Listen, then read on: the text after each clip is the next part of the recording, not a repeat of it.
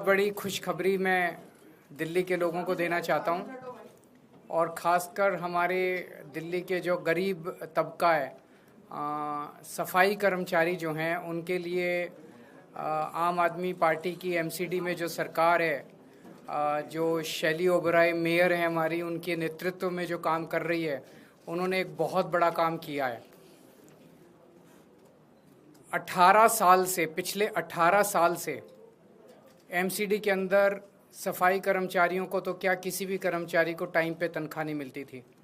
18 साल पहले होता था कि लोगों को महीने की तनख्वाह महीने में मिला करती थी, लेकिन उसके बाद नगर निगम में बीजेपी आई और बीजेपी के कार्यकाल के दौरान 6-6 महीने, 8-8 महीने लोगों को तनख्वाह नहीं मिलती थी टाइम पे। अपनी तनख्वाह तक लेने के लिए लोगों को धरने प्रदर्शन करने पड़ते थे।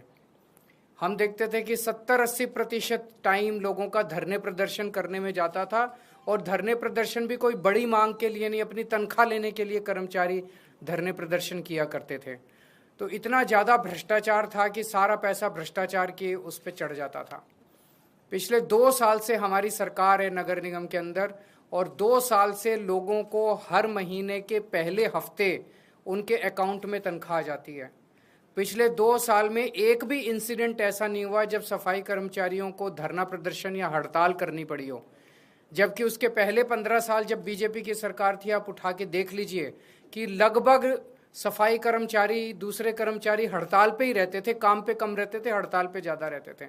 लेकिन पिछले 2 साल में हड़ताल नहीं करनी पड़ी अपनी तनख्वाह लेने के लिए, हर महीने के पहले हफ्ते उनकी तनख्वाह आ जाती है।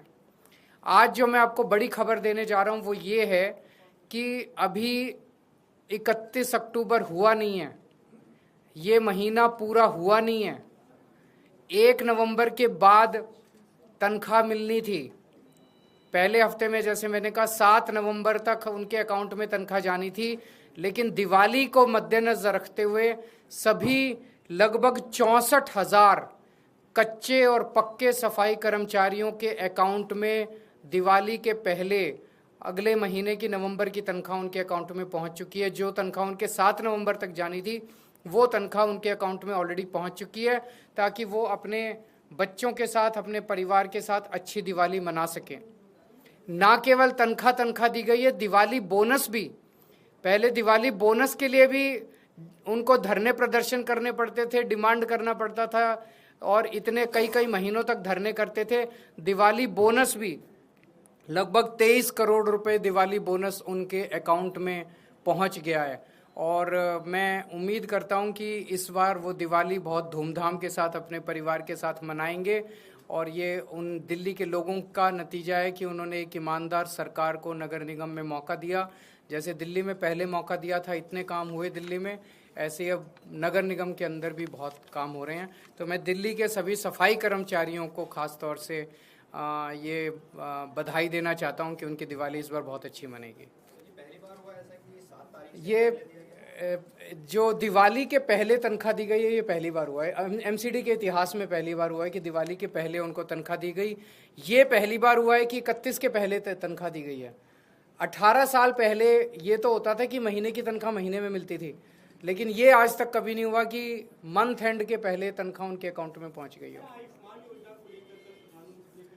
आयुष्मान योजना मैं नहीं कह रहा, सीएजी का कहना है कि आयुष्मान योजना में बहुत सारे घोटाले हैं। आयुष्मान योजना कहती है कि आप जब अस्पताल में भर्ती होगे तब आपको 5 लाख रुपए तक का इलाज होगा। दिल्ली के अंदर जो हमारी योजना है वो योजना ये है कि आपको चाहे सर्दी हो, खांसी हो, ओपीडी में आप जाओ, चाहे भर्ती हो ना भर्ती हो, आपको आईपीडी, ओपीडी, सबका सारा इलाज फ्री है। दिल्ली के अंदर सब कुछ फ्री है। तो आपको 5 रुपए की क्रोसिन चाहिए या आपको 50 लाख रुपए या 1 करोड़ रुपए का इलाज कराना है, सब कुछ फ्री है। हमारा कोई 5 लाख रुपए तक की लिमिट नहीं है।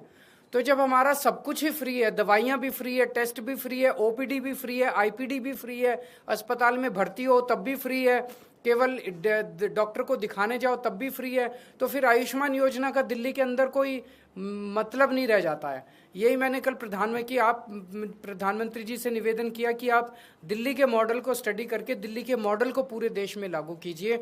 आप ये बार बार कि ये हमारी योजना, ये आपकी योजना, जो भी योजना है, अच्छी जो योजना है वो देश के अंदर लागू होनी चाहिए।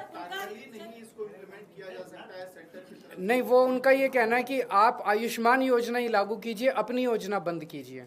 हमने उनसे बात की थी, तो हम अपनी योजना, जिसमें अगर किसी का 20 लाख का भी ऑपरेशन होता है वो भी हम फ्री करते हैं।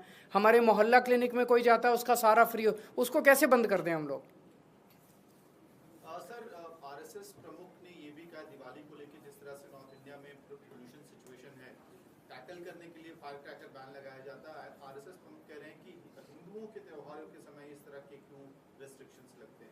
तो ये तो सभी सुप्रीम कोर्ट का भी कहना है, हाई कोर्ट का भी कहना है, सभी कोर्ट्स का कहना है कि प्रदूषण के मद्देनज़र जो है हमें पटाखे नहीं, हमें दिए जलाने चाहिए। ये लाइट्स का त्यौहार है, ये दिए जला के, मोमबत्ती जला के हम अपना त्यौहार मनाएं, ना कि पटाखे जलाएं। पटाखे जलाने से प्रदूषण होता है। प्रदूषण से कोई ऐसा नहीं है कि किसी पे एहसान कर रहे हैं, हम अपने ऊपर ही एहसान कर रहे हैं। जो प्रदूषण होगा वो हम ही उससे भुगतेंगे, हमारे बच्चे ही, छोटे छोटे बच्चे, वही उससे भुगतेंगे। तो इसमें कोई हिंदू और मुसलमान और इसका कोई वो नहीं है। सबकी सांसें ज़रूरी है, सबकी ज़िंदगी ज़रूरी है। Thank you.